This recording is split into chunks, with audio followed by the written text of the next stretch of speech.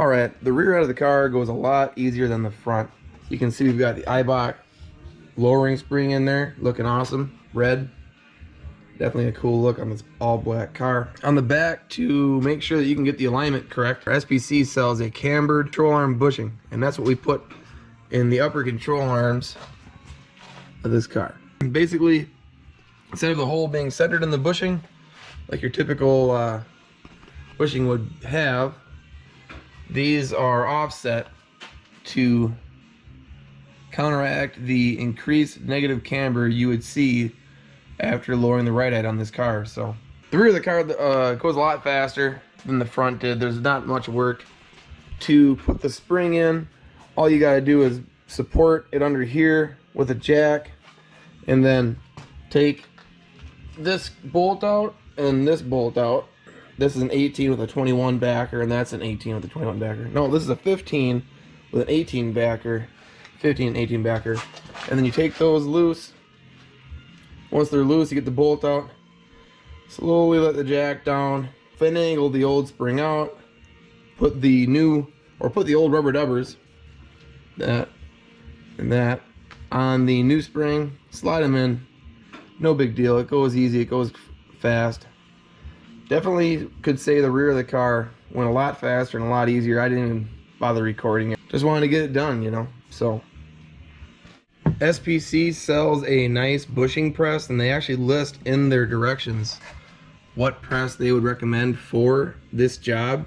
And I would say if you don't have a bushing press, you should definitely buy that one, because the one we have, it wasn't exactly perfect for the job, and it really made it a struggle. So I would say definitely get the SPC bushing press if you're going to do this job. I don't think it's very expensive. I can look it up.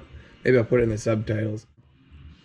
I would definitely say if you're going to do this job, you should have a bushing press. You need a bushing press. It'll make your life a lot easier.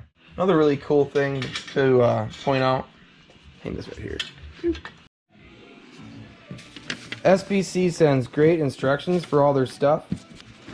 If you put a lot of aftermarket stuff together, you realize that usually the instructions are poorly printed, and it's basically here's what it looks like and here's what it looks like done.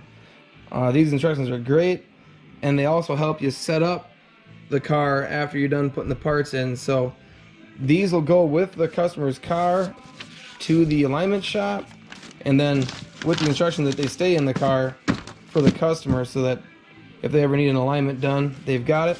Also, we'll send the old springs with the car too, so that if the owner ever decides to sell the car or ever wants to take the lowering kit out, he's got them.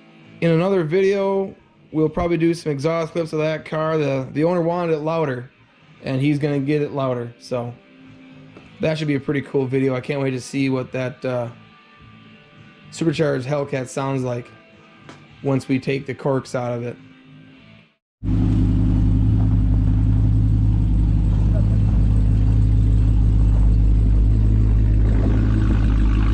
As promised,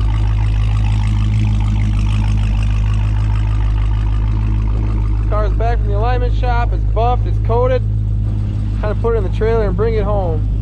Sounds good. Made it a little bit louder. These strings will settle a little bit. Rev it up, right?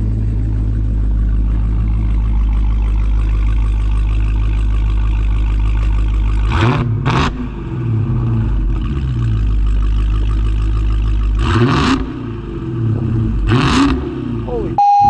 All right. Thanks for watching, folks. Remember to like and subscribe. Got another customer car in here.